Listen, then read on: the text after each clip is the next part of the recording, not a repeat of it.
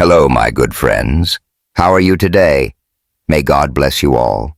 Imagine you're Ethan Parker, 35, king of Chicago's concrete empire, CEO of Parker Enterprises, a name that's gospel on Forbes.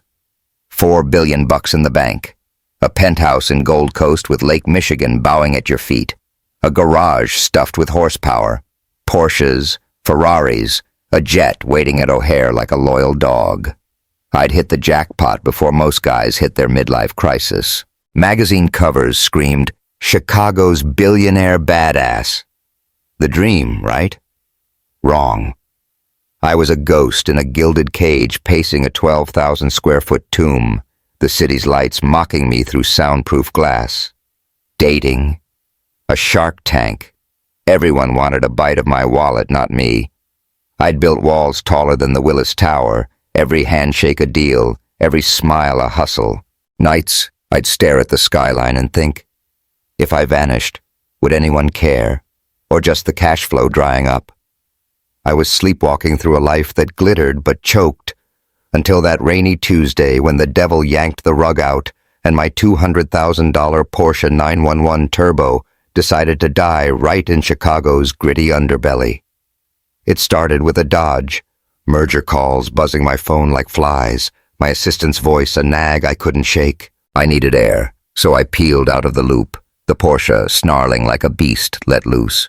Took a wrong turn off the Kennedy Expressway, landed on Kedzie Avenue in Brighton Park, a stretch where houses slump like tired shoulders, cars rust in driveways, and the vibe screams, "Keep moving, outsider." Rain slammed down like a judgment, a biblical flood drowning the windshield, wipers thrashing a losing fight.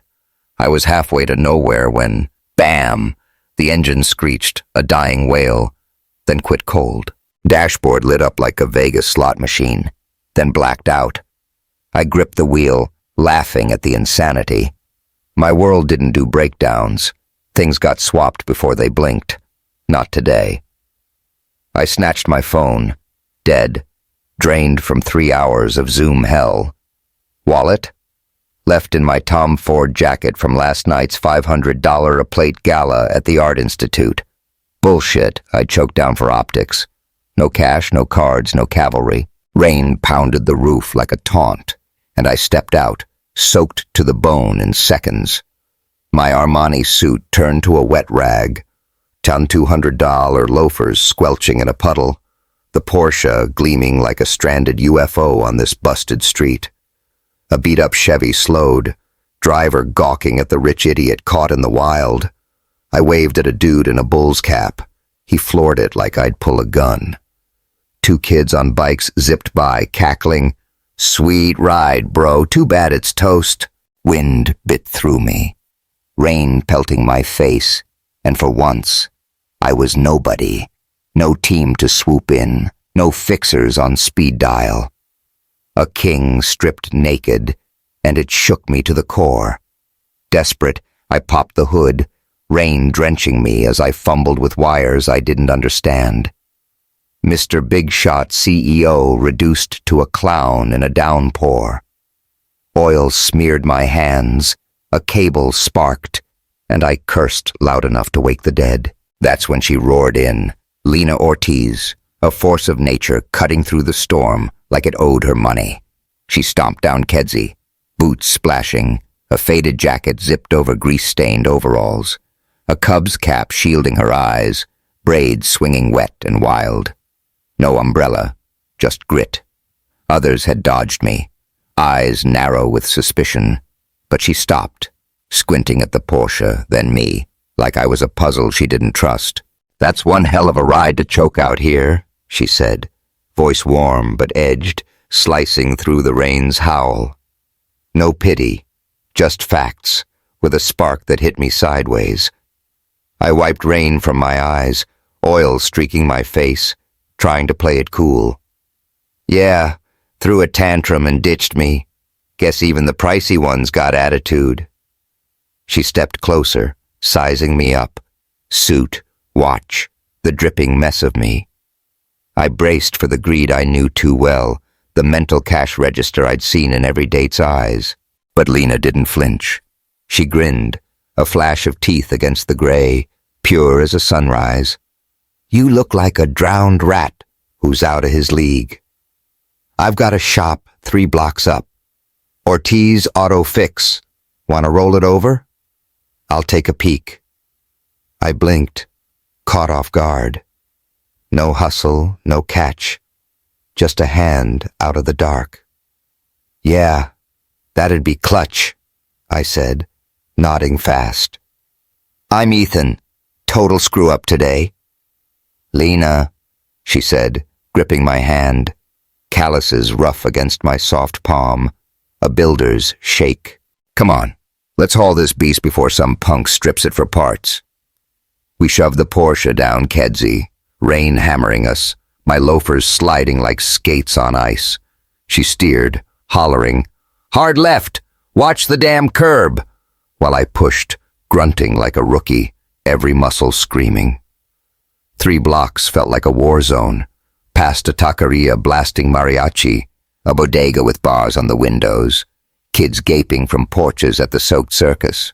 Brighton Park pulsed raw, grit and grease, a world my penthouse couldn't touch. Ortiz Auto Fix hunched on a corner, brick scarred but standing tall, a sign swinging wild, family owned since '89. The garage door yawned, spilling light, tools glinting on pegboards, Springsteens born to run crackling through the hiss of rain, air thick with oil and burnt coffee. A faded photo of a grinning kid with a wrench hung behind the counter, Lena's past maybe. She waved me in, shaking water off her cap. "Park it there," she said, pointing to a lift. "Grab a seat. I'll crack this baby open." I dropped into a creaky chair by the counter, rain pooling under me, watching her dive in. She popped the hood, whistling sharp. "Engine's a stunner. Too bad they make 'em so prissy. Bet it's the voltage regulator. Fried to hell." Her hands danced over wires, a pro who owned every inch of this place. "Family gig?" I asked, nodding at the photo, shaking off my sleeves. "Yeah," she said, smearing grease on her jeans. "Pops built it from nothing. I took over when arthritis took his hands. Still shows up to bitch about the Cubs losing and my wrench work." She grinned, a spark of heart that hit me hard. An older guy, Ray, I'd guess, glanced over from a workbench, his gray eyes narrowing at me like I'd tracked mud into church. A kid, Jamal maybe, slammed a tire iron down, shooting me a cold stare that said "you don't fit." Lena didn't notice, just kept working, narrating like it was no big deal. "Regulators toast, come and glitch. Parts a couple days out. Friday if the supplier doesn't screw me." "No rush," I said, rain drumming the roof, her voice pulling me in. "Kinda digging this spot." She raised an eyebrow, smirking. "This dump? Most guys with rides like that bolt for the hills." "Most guys don't crash and burn like me," I said, grinning despite the soaked mess I was. "Lost $1 million once on a bad call. Still stings. This beats that." She laughed, bright, real, a jolt that cracked my walls. "All right, Crash King. I'll holler when it's ready." I stepped back into the storm, lighter than I'd been in years. No game, just a woman who saw me, not the billions.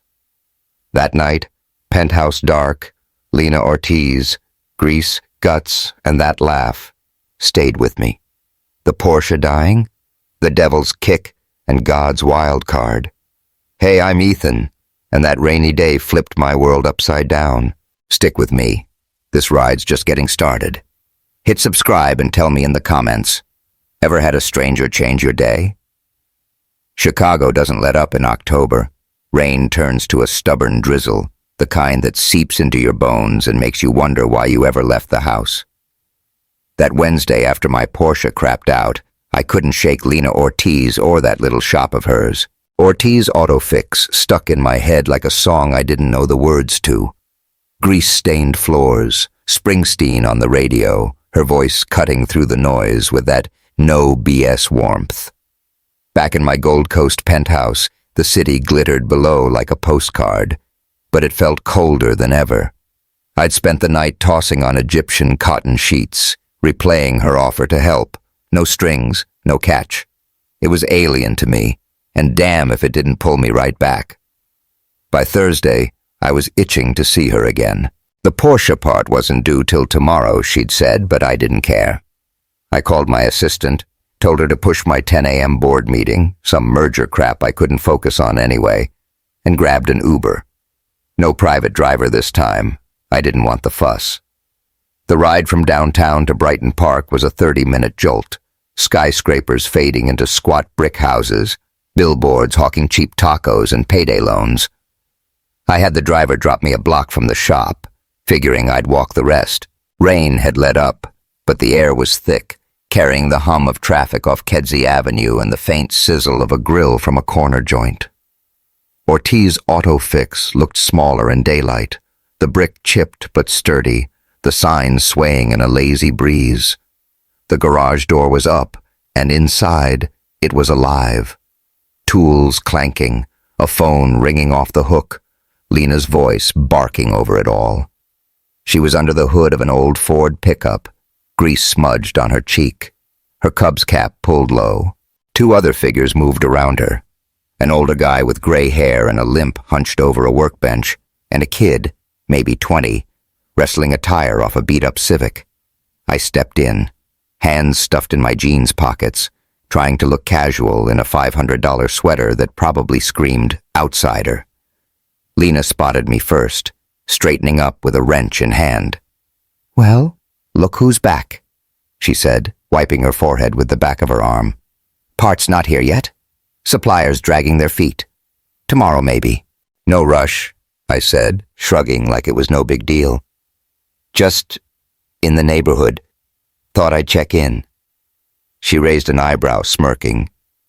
"In the neighborhood, huh? Downtown's a hike from here, Ethan." I grinned, caught. "Yeah, well, I brought coffee." I held up a tray from a spot on Halsted. Decent stuff, not the overpriced crap from my usual haunts. "Figured you might need a jolt."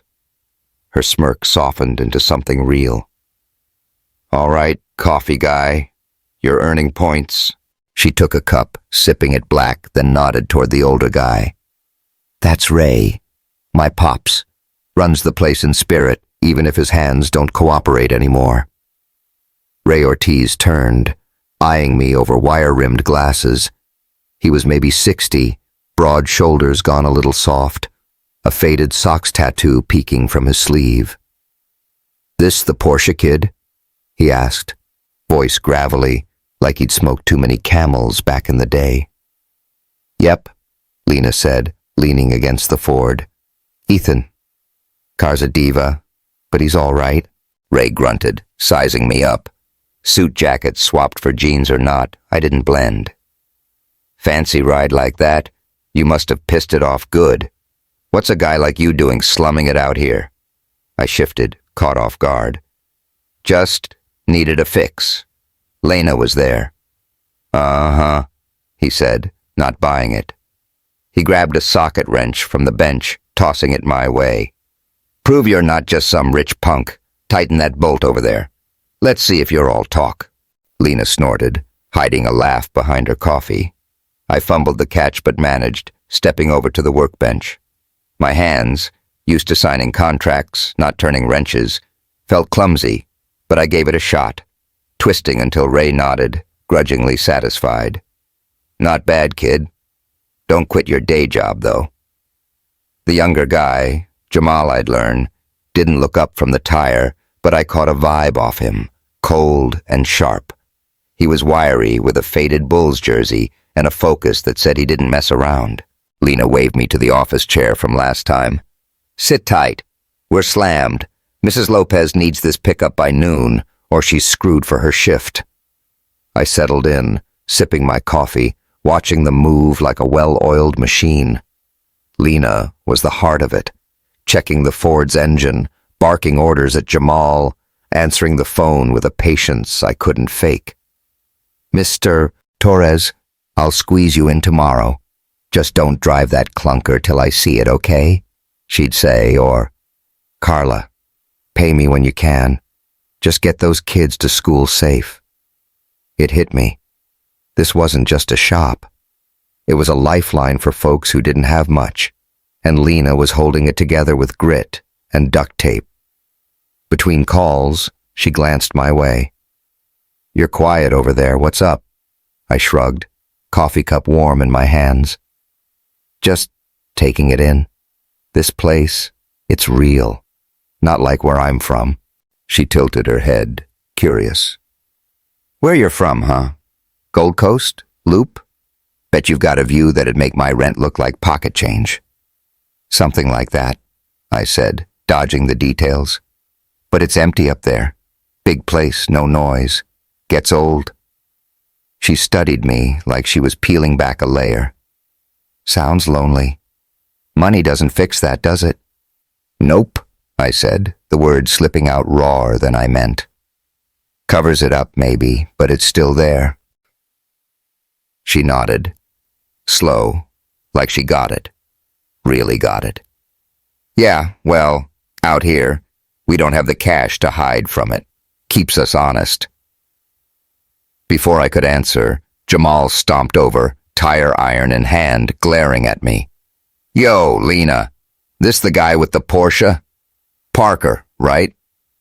His voice had an edge, sharp enough to cut. Yeah, she said, frowning. What's up, Jamal? He locked eyes with me, jaw tight. Ethan Parker, Parker Enterprises. That you? My stomach dropped. I nodded, slow. Yeah, that's me. Jamal's laugh was bitter, loud in the quiet shop. You're the suit who canned me 2 years back. Big layoffs, streamlining, they called it. I was out on my ass 'cause of you, man. What's this? Guilt trip? Slumming it to feel better? The air went heavy. Lena's wrench clattered to the floor, her eyes darting between us. Ray straightened, leaning on his cane, watching like a hawk. I stood hands up, scrambling. I didn't know, Jamal. That wasn't personal. Corporate crap. Numbers on a spreadsheet. I'm sorry. Sorry don't fix shit, he snapped, stepping closer. You roll in here with your coffee and your sob story, acting like you're one of us. You don't belong here. Jamal, chill, Lena cut in, voice firm but calm. He's a customer. Let it go. Nah, Jamal said, tossing the tire iron onto a bench. He's a paycheck, not one of us. Keep him out of my face. He stormed to the back, slamming a door behind him. Lena sighed, rubbing her temples. He's not wrong to be pissed. Jobs around here are gold. You really that Parker? Yeah, I admitted, throat tight. Didn't mean to stir anything up. I don't know. I like it here. She looked at me, long and hard, then picked up her wrench. Stick around if you want, but don't expect a welcome mat. We've got work. I sat back down, coffee cold in my hands, Jamal's words burning a hole in me. Ray hobbled over, leaning on the counter. You want to hang with us, kid? Earn it. Ain't no free rides, not even for billionaires. Billionaires? Lena echoed, frowning. That true? I froze, caught halfway. Something like that, I mumbled, dodging again. She didn't push, but her eyes said she wasn't dumb. The rest of the afternoon, I stayed. Quiet. Watching. Lena fixed the Ford. Ray grumbled about old times. Jamal shot me glares from across the shop. I didn't belong. Not yet. But I couldn't leave. Something about this place. The grit, the honesty, the way Lena held it all together, hooked me. Back home that night, the penthouse felt like a tomb. Chicago's lights mocking me through the glass. Jamal's anger, Lena's steady calm. It was a mirror I hadn't asked for, showing me a guy I didn't like much. But damn if I wasn't going back tomorrow. Chicago doesn't pull punches when the seasons turn. By Friday, that October drizzle had morphed into a bone-chilling wind. howling off Lake Michigan like it was out for blood. I'd spent Thursday night after Jamal's smackdown pacing my Gold Coast penthouse, his words, "You don't belong here," carving a hole in my chest. Ortiz autofix had sunk its hooks into me. Lena's grease-smeared grit, Ray's sandpaper tests, even Jamal's fire-spitting truth. It was a world that breathed, raw and unfiltered, a far cry from the sterile glass towers I ruled. Sleep was a no-show, my king-sized bed a cold slab under the hum of the city, and by dawn, I was wired, determined to prove I wasn't just some rich punk crashing their party. I ditched the Audi for an Uber this time. No flash, just jeans and a hoodie under a beat-up jacket, my stab at blending into Brighton Park's concrete heartbeat. The ride down Kedzie Avenue was a jolt, past sagging porches strung with Christmas lights too early, taquerias pumping out salsa beats, kids in puffy coats dodging puddles. The cold bit hard, wind whipping trash across the street, and Ortiz autofix loomed like a fortress, brick-chipped but defiant, garage door up, spilling heat and noise. Lena was under a rusted Toyota, her Cubs cap low, wrench flashing like a weapon. Ray hunched over a workbench, barking at Jamal, who was wrestling a tire with a vengeance I could feel from the door. I stepped in, hands shoved deep in my pockets, a coffee tray from a spot on Halstead dangling from my fingers, my peace offering, my excuse to stay. Lena clocked me first, sliding out from the Toyota, grease streaking her cheek like war paint. "Back again, huh?" she said, voice cutting through the clang of metal, a smirk tugging her lips. "Parts still AWOL. Suppliers screwing me till Monday. What's your deal?" "Brought fuel," I said, setting the tray on the counter, steam curling up in the chilly air. "Figured I'd hang. See if you'd kick me out again." She grabbed a cup, sipping it black, her brown eyes sizing me up over the rim. "You're pushing your luck, Ethan. Most guys don't loiter round a grease pit for kicks." "Maybe I'm hooked on the vibe," I shot back, grinning despite the wind rattling the windows. "Beats the hell out of my usual scene." Ray snorted, hobbling over with his cane, a socket wrench dangling from his gnarled hand. "Vibe," he says. "You're either nuts or running from something, kid. Which is it?" "Little of both," I said, meeting his glare. "This place, it's alive. My world's a damn mausoleum." He grunted, tossing me the wrench. "Prove it ain't just talk. Tighten that bolt over there. Don't strip it or you're out of here." Lena stifled a laugh, coffee in hand, as I fumbled the catch but stepped up, twisting the bolt till Ray gave a grudging nod. "Not half bad, Slick. Stick to your day job, though." Jamal didn't look up, just kept pounding that tire, his silence a brick wall I couldn't crack. I settled into the creaky office chair, sipping my own brew, letting the shop's chaos wash over me, clanks and curses, Lena's voice weaving through like a lifeline. She was mid-call. "Tito, I'll cover you till next week. Just don't race that junker, hear me?" When the air shifted, heavy and dark. Carla stormed in like a thunderclap, mid-30s, hair yanked back tight, a toddler in a stroller gnawing a soggy cracker. Her eyes were daggers, aimed straight at Lena. "You got time to chat, Ortiz?" she snapped, voice slicing through the shop's hum like a blade. Lena hung up, wrench still in hand, frowning deep. "Carla, what's up? Brakes acting up again?" "Nope," Carla said, planting her feet, arms crossed tight. "Heard some nasty shit flying around the block. Word is you're shacking up with some loaded white boy, cashing out to save this dump. That true?" My stomach dropped like a rock. Lena's wrench hit the floor with a clang that echoed off the walls, her face hardening. "What the hell? Who's saying that?" "Everybody," Carla fired back, her gaze flicking to me, sharp and accusing. "Streets are buzzing. You've got a sugar daddy propping you up. Real convenient, huh? With the rent jacking up?" I ain't trusting my kid's ride with some sellout chasing a fat wallet. Lena stepped forward, fists clenched, voice low and dangerous. That's a load of crap, Carla. You know me.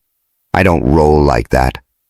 This shop's my blood, not some rich guy's toy. Do I know you? Carla shot back, leaning in, wind howling outside like it was egging her on. You've got this slick dude hanging around like he owns the joint, fixing fancy cars while we're scraping by. Looks dirty as hell. I'm done. She spun the stroller, storming out, the door slamming behind her, leaving the shop stunned silent except for the wind's moan. Ray broke it, hobbling closer. What in God's name was that? Rumors, Lena muttered, kicking the wrench aside, her voice tight. Been catching whispers. Folks think I'm trading up, ditching the hood. Didn't think it'd hit Carla that hard. She's been with me since day one. Jamal straightened, tire iron clattering, his glare landing on me like a punch. Maybe it's him. Pretty boy rolls in, and suddenly we're the enemy. Ain't a coincidence. Jamal, cool it, Lena said, sharp but weary, rubbing her temples. She turned to me, arms crossed tight. You got anything to do with this? Nada, I said, hands up, coffee sloshing in my grip. I'm just here, Lena. Didn't stir up Jack. She didn't buy it, her eyes boring into me, searching for cracks. Fine, but if this keeps spreading, we're in deep shit. The day dragged after that. Lena's spark dimmed, Ray muttering about damn fools. Jamal's stares cutting deeper. I stuck around, scrubbing fenders under Ray's hawk eyes, trying to prove I wasn't the poison they smelled. But the shop felt like it was holding its breath, the warmth bleeding out with every whisper creeping in from the cold. Saturday hit like a gut punch. I rolled up late morning. No coffee this time, just me hoping to claw back some ground. The garage was a ghost town. Lena alone under a Chevy, radio dead, the air thick with something sour. She didn't flinch when I walked in, just kept wrenching, her movements sharp. Parts coming Monday, she said, voice flat as the snow-dusted street outside. Don't need you hovering. Didn't come for the car, I said, leaning on the counter, wind rattling the windows. You good? After yesterday? Nope, she said, sliding out, sitting up, grease smudged like war scars. Carla's not the only one. Lost 3 jobs today. Same line. I'm selling out. Someone's fanning this fire and it's torching me. Any clue who? I asked, dread pooling in my gut. Don't care, she said, standing, her cap shadowing her eyes. It's hitting my people, my lifeline. They're bailing and I'm bleeding. I opened my mouth, but the garage door screeched open, and in strutted Marcus Tate. Pure venom in a $5,000 suit, hair slicked like a shark, smirk wide enough to swallow the room. I knew that bastard. Rival CEO. A grudge carved deep from a deal I'd snatched 2 years back. He sauntered in, snow melting off his polished shoes, eyeing the shop like it was a carcass. Well, well, he purred, voice dripping oil. Ethan Parker, knee-deep in grease. Didn't know you'd sunk this low, buddy. Lena's wrench froze midair. Who the hell are you? Marcus Tate, he said, flashing a predator's grin. Old pal of your VIP here. Heard Ethan's gone native. Thought I'd see the show. What's the scam, Parker? Slumming it for kicks? No scam, I said, voice tight, stepping forward. Car broke down. Lena's fixing it. That's it. Right, Marcus said, laughing like a hyena, loud and jagged. He turned to Lena, leaning in close. You know who's sipping your coffee, sweetheart? Ethan Parker, Parker Enterprises. $4 billion in the bank, owns half the damn loop. Probably your landlord's boss, too. Bet he didn't spill that while he was playing grease monkey. The shop went graveyard quiet, wind howling outside like a banshee. Lena's eyes snapped to me, wide with shock, then narrowed to slits. 4 billion? She said, slow, voice trembling with something dark. That true? I swallowed, pinned. Yeah, pretty much. Marcus clapped, a gunshot in the silence. Gold. She didn't know. Oh, this is rich. Fixing beaters for a guy who could buy this block and torch it for shits and giggles. What's he paying you, Ortiz? Or is it pity? Get out, Lena growled, wrench aimed at him like a loaded gun. Now. Enjoy your sugar daddy, Marcus sneered, backing off with a wink. Catch you later, Parker. He strutted out, leaving a crater behind. Lena wheeled on me, fury blazing. 4 billion? And you sat here nodding while I bitched about rent, about my pops? Like you're just some broke-ass nobody? Who are you? I didn't lie, I said, desperate, stepping closer. I didn't want you to see the money first. You saw me, Lena. That's why I kept coming. Kept coming? She spat, laughing harsh and hollow. You played me, waltzing in here like you're hurting while I'm clawing to keep this alive. You think that's cute? No, I said, gut-twisting. It's the realest thing I've had in years. I'm not here to mess with you, I swear. Swear? She said, pointing the wrench at the door, her voice cracking like ice. I don't trust liars. Get out. Car's done Monday. I'll tow it wherever. We're through. Lena, wait, I pleaded, but she cut me off, eyes wet with rage. Go, Ethan, or Parker, whatever the hell you are, she shouted, turning back to the Chevy, slamming the hood like a guillotine. I stumbled out, wind slashing my face, Marcus's laugh ringing in my ears, Lena's hurt carving deeper. Back in the penthouse, the city sprawled cold and cruel below, Lake Michigan a gray void. I'd lost her, lost the one thing that felt like air in my suffocating life, and I'd lit the match myself. Chicago doesn't give you a break when you're down. Sunday morning rolled in cold and gray, the wind off Lake Michigan rattling my penthouse windows like it was pissed at me too. I'd spent the night after Lena's "Don't come back" sprawled on my couch, still in that damp sweater, staring at the city lights like they'd tell me what to do. $4 billion, and I couldn't buy my way out of this mess. Ortiz auto fix, Lena's grease-streaked hands, Ray's gruff challenges, Jamal's righteous anger, had been a crack of light in my hollow life, and I'd blown it. Marcus Tate's smirk, Carla's walkout, Lena's hurt. They'd gutted me, and I didn't know how to fix it.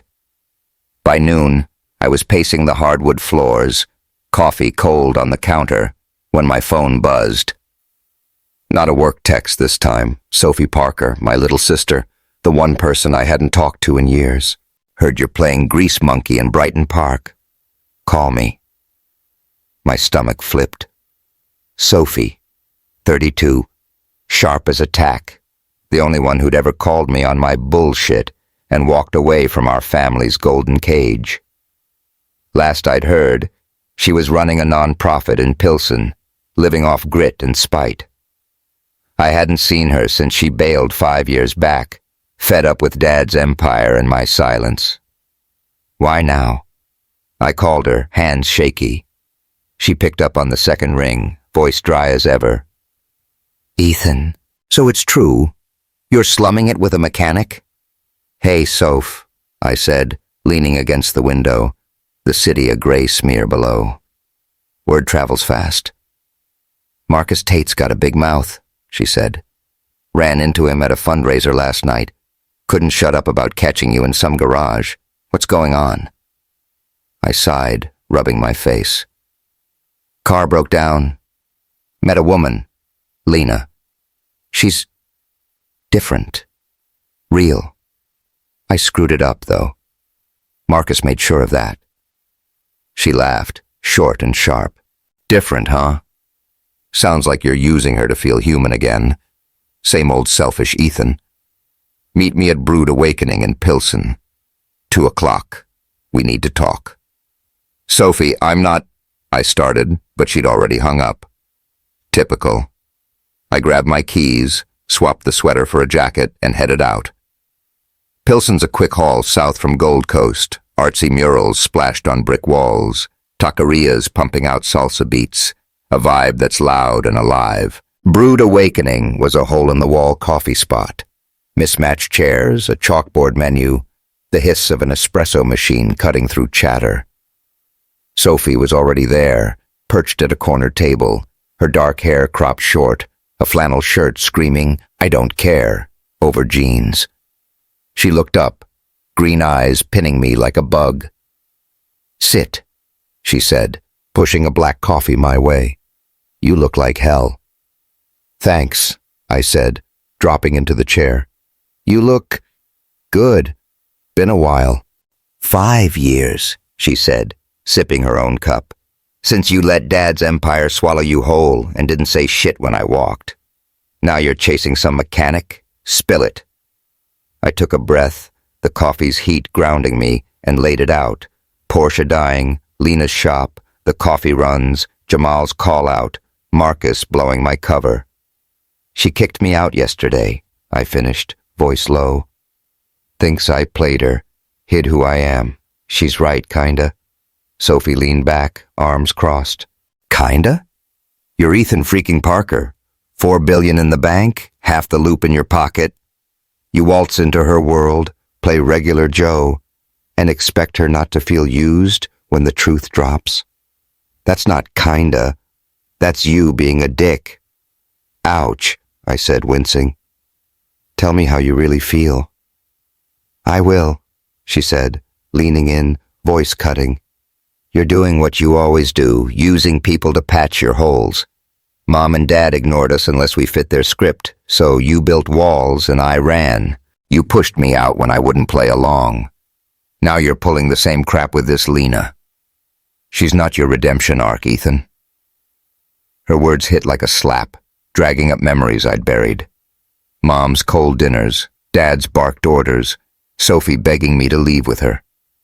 I'd stayed, climbed, shut her out. "It's not like that," I said, gripping the cup. "Lena, she's tough, real. She didn't want anything from me. I think I love her, Soph." She blinked, then laughed, dry, disbelieving. "Love? You? You don't even know who you are without the money. You're chasing a feeling, not a person. Prove me wrong. Why her?" "She sees me," I said, rawer than I meant. "Not the billionaire, not the suit. Just me. Or she did, till I hid the rest. I didn't want to lose that." Sophie's eyes softened, just a hair. "Then why hide? You're scared. Of her. Of us. Of facing what we came from. You think money's your shield, but it's your cage. Always has been." I stared at the table, her words sinking in. She wasn't wrong. Fear had kept me quiet, kept me separate. Before I could answer, my phone buzzed. "Lena." I fumbled it, heart jumping, and answered. "Lena." Her voice was tight, clipped. "Ethan, shop's in trouble. Bank called. Someone's buying my debt, pushing to foreclose. Marcus Tate's name came up. You know anything?" My blood ran cold. "No, but I'll find out."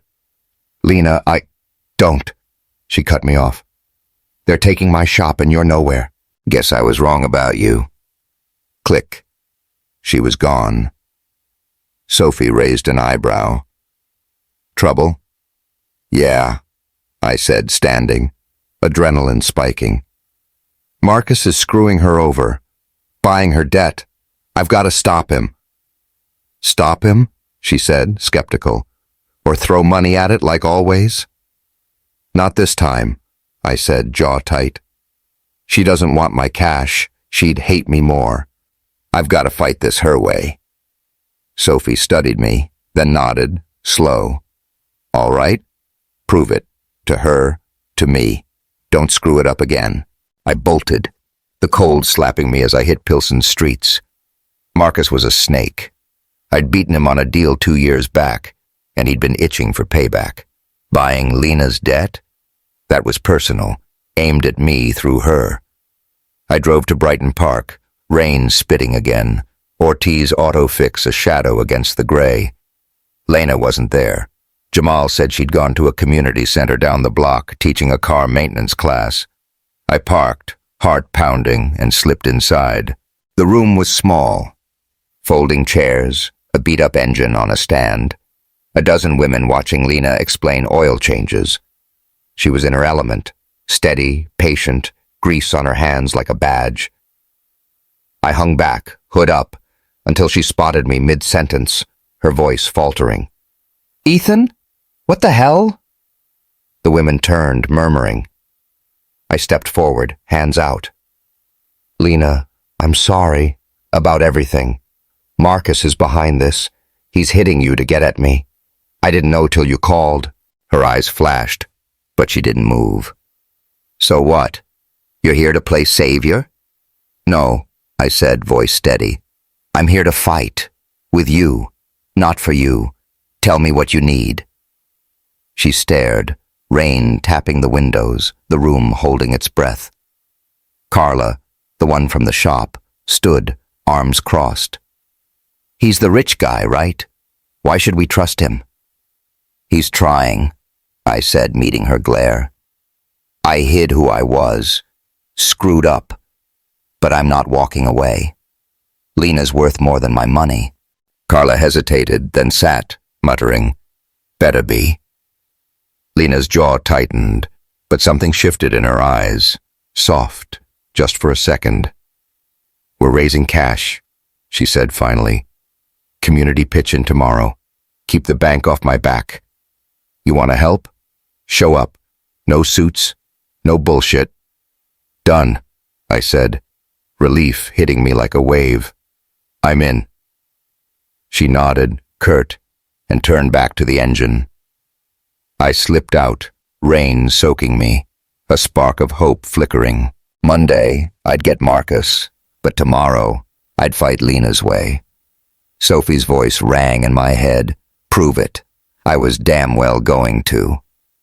Chicago doesn't play nice when winter creeps in.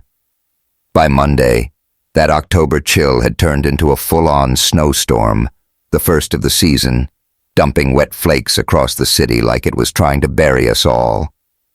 I'd spent Sunday prepping for Lena's community pitch-in, my head buzzing with Sophie's challenge, prove it, and Lena's guarded nod in that classroom. Ortiz auto fix was on the line, Marcus Tate's claws digging into her debt, and I'd promised to fight her way. No suits, no billions. But as I stood in my Gold Coast penthouse, watching snow swirl over Lake Michigan, doubt gnawed at me. Could I really fit in her world, or was I kidding myself? The pitch-in was set for noon at the Brighton Park Community Center, a squat brick building a block from the shop, its windows fogged with heat against the storm. I drove down in the Audi, no tie, just jeans and a beat-up jacket I'd dug out of storage, hands sweaty despite the cold. Kedzie Avenue was a mess. Cars skidding, plows grinding past, snow piling up on stoops. The center was packed when I got there. Folks in coats and scarves, kids running laps around folding tables piled with tamales, coffee urns, and donation jars. Lena was at the front, hair pulled back under her Cubs cap, rallying the crowd like a general. "We've got till Wednesday," she said, voice steady over the chatter. "Bank's calling the loan, $20,000, or they take the shop. This ain't just my fight, it's ours. Ortiz Autos kept us rolling for 30 years. Who's with me?" Hands shot up. Old guys nodding, moms digging in purses, a teen tossing a crumpled 10 into a jar. I hung back, hood up, pitching in $50 from my own pocket. No flash, just cash. Ray hobbled over, cane tapping, eyeing me. "You showed," he grunted. "No fancy checks?" "Nope," I said, shoving my hands in my pockets. Lena said no bullshit. I'm here for it.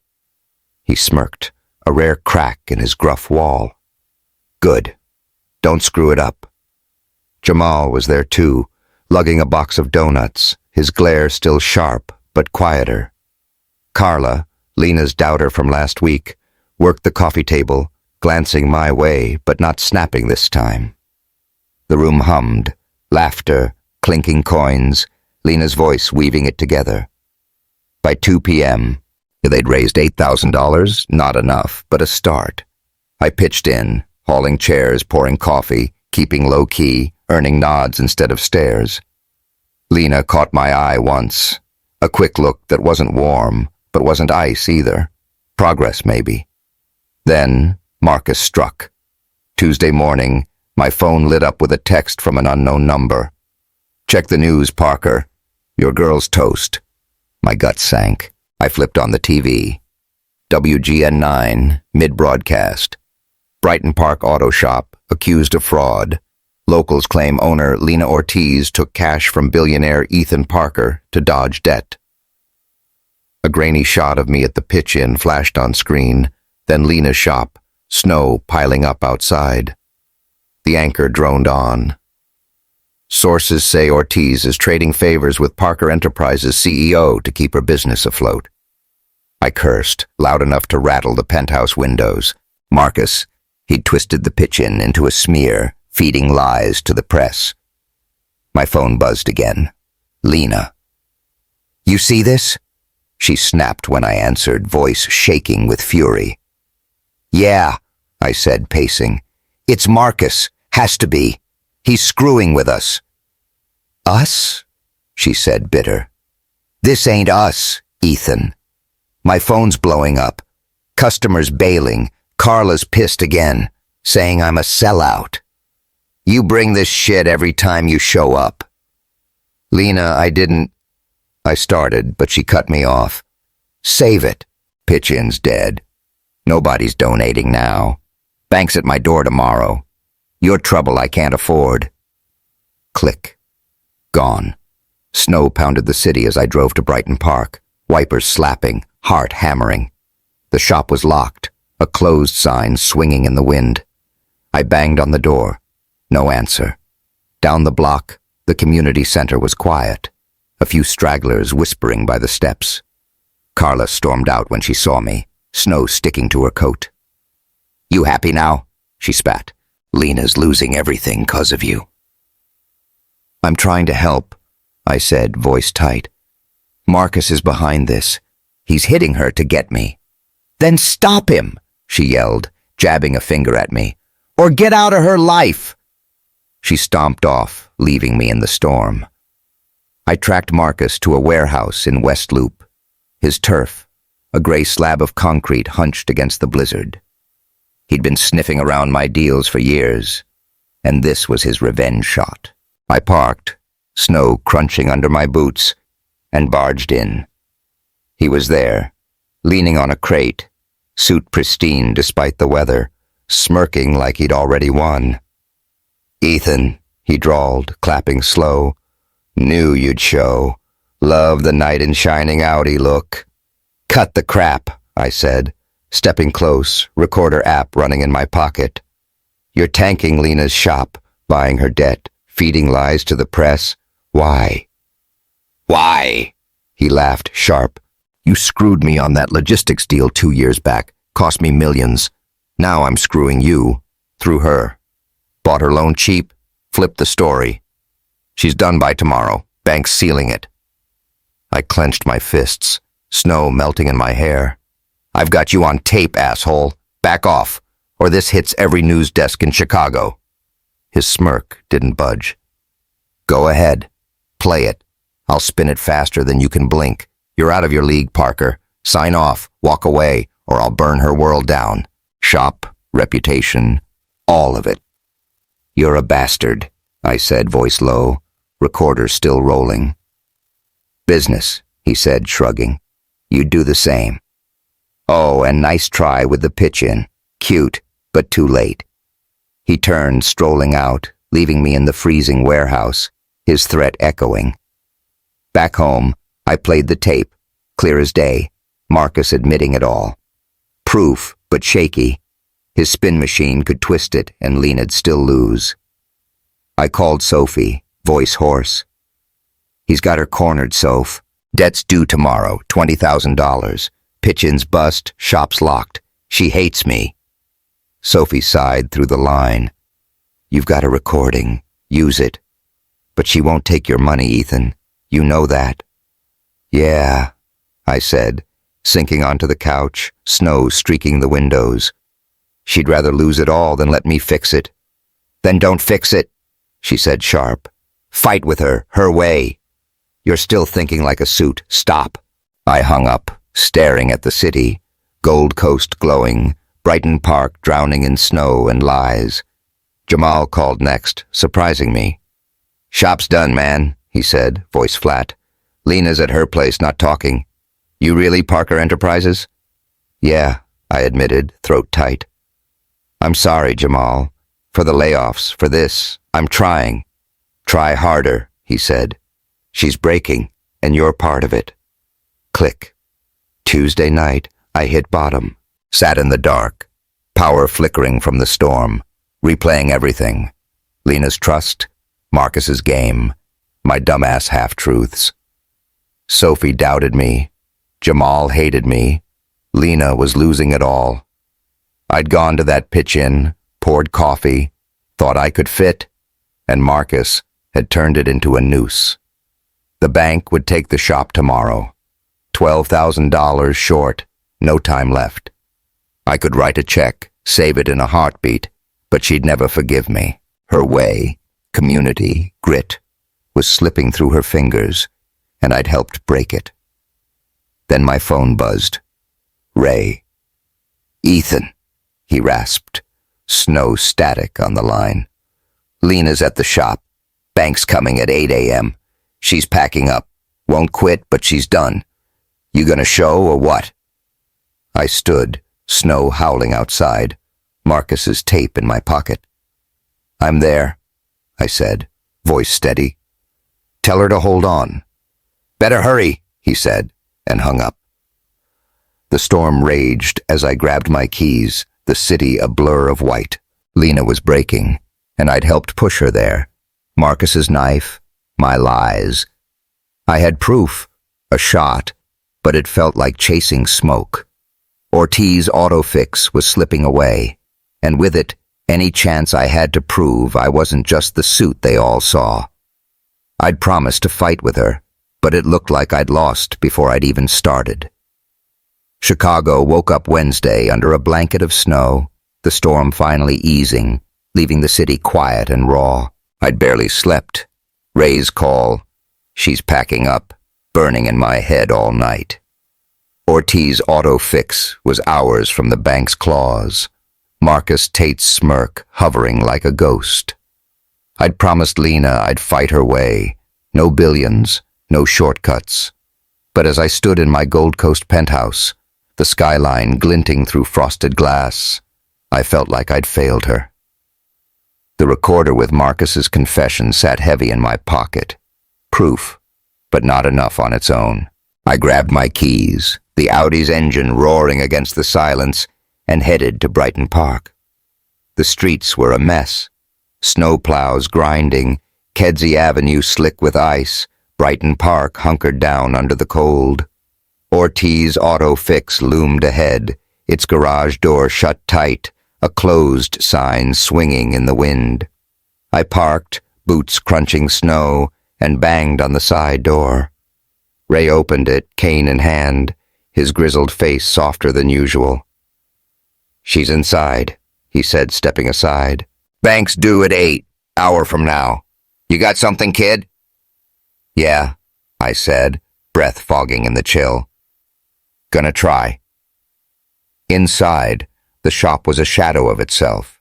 Tools packed in boxes, the radio off, the air heavy with defeat. Lena was at the workbench, taping a crate shut, her Cubs cap pulled low. She didn't look up when I walked in, just kept moving, deliberate, like she was burying something. Thought I told you to stay away, she said, voice flat, snowlight filtering through the windows. You did, I said, stepping closer, hands out. But I'm not bailing. Marcus is behind this. Bought your debt, spun the fraud story. I've got him on tape admitting it. We can use it. She stopped, tape roll in hand, and turned, eyes hard but tired. Tape. You think that fixes this? Bank's here in an hour. $12,000 short. Pitchin's dead. My people think I'm a sellout. You and your damn recorder don't change that. It's a start, I said, pulling it from my pocket. He's scared, Lena. He knows I've got this. We can... We? She cut in, laughing cold. There's no we. You show up and everything falls apart. I don't need your fight. I need my shop. Before I could answer, the door creaked open and Jamal walked in, snow dusting his Bulls jersey, a USB drive dangling from his hand. Hold up, he said, voice steady, eyes flicking between us. Got something you need to see. Lena frowned. Jamal, what? Found it last night, he said, tossing the USB to me. Old footage from my gig at Parker Enterprises, before they canned me. Your boy here wasn't just a suit. Check it. I caught it, heart pounding, and plugged it into Lena's ancient laptop on the counter. The screen flickered. Grainy security cam video, time-stamped 2021. Me, younger, in a boardroom, arguing with my dad, voice sharp. These layoffs are bullshit, Dad. 500 people. No warning? We can cut elsewhere. Dad's bark back. Numbers don't lie, Ethan. Grow a spine or get out. The clip ended, me storming off, defeated. Lena stared at the screen. Then me. You fought that? Yeah, I said, throat tight. Didn't win. Dad ran the show then. I was too green to stop it. Jamal got caught in that mess. I'm sorry. For him, for you, for all of it. Jamal nodded, slow. Hated you, man. Still kinda do.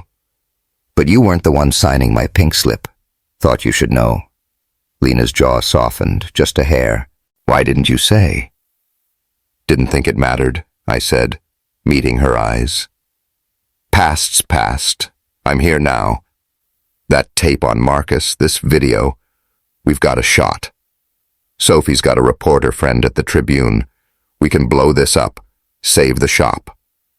She hesitated, snow tapping the roof, then shook her head. Too late. Bank's here soon. Press won't move that fast. Then we stall, I said, adrenaline kicking in. Give me the bank guy's number. I'll keep him talking. You call Sophie. She's on speed dial. Jamal Ray, get the word out. We're not done. Lena stared, then handed me her phone, a spark flickering in her eyes. Don't screw this up. I dialed the bank, some suit named Greg, spinning a tale about a last-minute donor, buying time. Sophie answered fast. Tribune's in, Lydia Chen, sending her now. Ray hit the streets, cane and all, rallying neighbors. Jamal texted every contact he had. Shops fighting back, spread it. By 8:15, the bank guy showed. A wiry dude in a parka, clipboard in hand, snow melting on his boots. I met him outside, stalling with corporate jargon till my throat hurt. Lydia rolled up at 8:30, sharp, notebook out, camera guy in tow. Parker? She said, eyeing me. Sophie says you've got a bombshell. Yeah, I said, handing over the recorder and USB. Marcus Tate's dirty. Debt grab. Fraud lies. Here's proof. She listened, eyes lighting up, and bolted inside with Lena. By 9, the Tribune site crashed. Brighton Park Shop targeted by corporate revenge. Marcus's voice blaring online. Jamal's video sealing it. Phones buzzed. Donations poured in. $5, $20, $100. Neighbors showing up with cash and gloved hands. Carla ran in, breathless, shoving $50 at Lena. "I was wrong," she said, hugging her. "We've got you." At 9:45, Greg from the bank caved. $20,000 wired, debt cleared, shop safe. Marcus called me, voice tight. "You're dead, Parker." I hung up, grinning. Let him try. Snow eased outside, sun breaking through, the shop alive again. Tools unpacked. Radio back on, Lena's laugh cutting through. She pulled me aside, snow dusting her cap. "You didn't have to hide that," she said, nodding at the laptop. "I'd have fought with you, not against." "I had to lose you to find me," I said, smiling. "Worth it." Ray clapped my shoulder, gruff but warm. "Not bad, kid." Jamal smirked, tossing me a rag. "Still a suit, but you're all right." Sophie texted, "Guess you're not the brother I ran from anymore." I grinned, pocketing the phone. Months later, Marcus got hit. Lawsuits, feds sniffing his books, his empire cracking. I set up a grant fund for local shops, $1 million, no strings. Lena's applying like everyone else. She opened 2 more Ortiz auto spots, training kids like Jamal, building something real. One night, I hung the first invoice, $87 for that Porsche fix, in my office, next to a photo of us at the shop. Snow in her hair, grease on my hands. We're not perfect. Money's still a gap, her pride a wall. But we're honest now, scars and all. I shifted Parker Enterprises, cut profits for people, took heat from the board, felt lighter for it. Lena taught me worth isn't in your wallet. It's in who you fight for, who fights with you. That's my story. Proof real worth ain't in your wallet. Loved it? Subscribe, share your real moment below, and let's keep rolling.